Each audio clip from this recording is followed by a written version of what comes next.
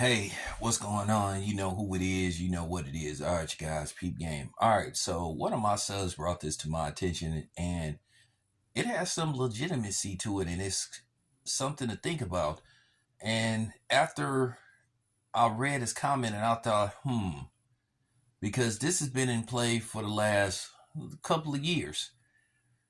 And then I think about Mauricio Sullivan, and I think about, what a shyster he is and how he doesn't keep his word.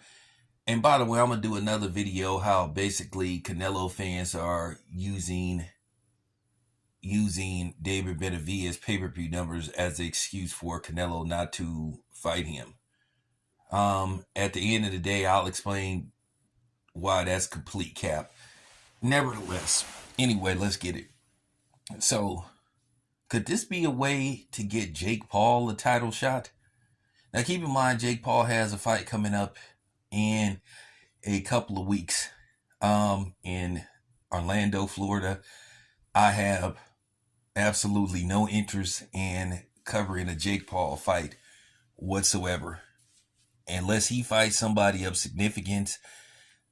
And I mean, he's moving forward by fighting an actual boxer, and I give him credit for that, but just not right now. I'm just not interested in covering any Jake Paul fights.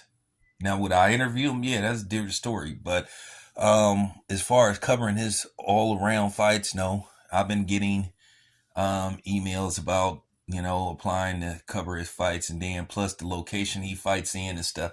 He's fighting in Orlando, and it's just, those type of places, as far as flights go, they kind of like a trip to get to and stuff. For some reason, they don't have direct flights there. And then when you do try to fly there, they have these 6-7 hour layovers, just whatever.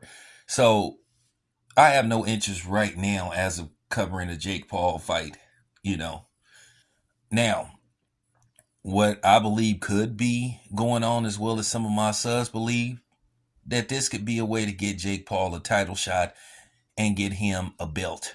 So if he wins in a couple of weeks, I wouldn't be surprised if they said he's the #1 contender for the Super Cruiserweight title. Now, keep in mind, the Super Cruiserweight title from the WBC and the WBA will be from 200 pounds to 224 pounds.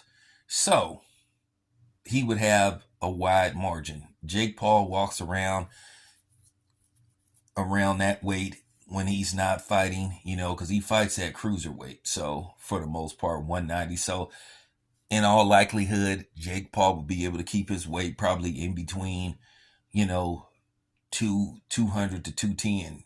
So do I believe that they're kind of like making a weight class for somebody like him? There could be something to it, because Mauricio Sullivan comes across as a hustler at times, and he doesn't stay true to his word.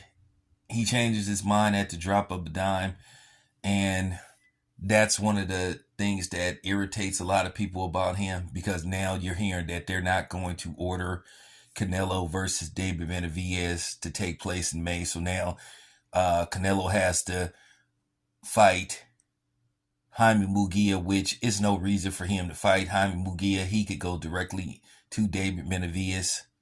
So basically, David Benavidez probably has to get in another fight, and then hopefully we could get Canelo and David Benavidez in September. But then, knowing Canelo, it may be an excuse for Canelo not to fight David Benavidez in September, because Canelo's been putting this off. So there you have it. I just wanted to put this out there, and I appreciate the subs bringing this to my attention. I give credit where credit is due, and I give credit to people who give me something to talk about. So let's get it. Anyway, it's your boy Town Biz. I'm out.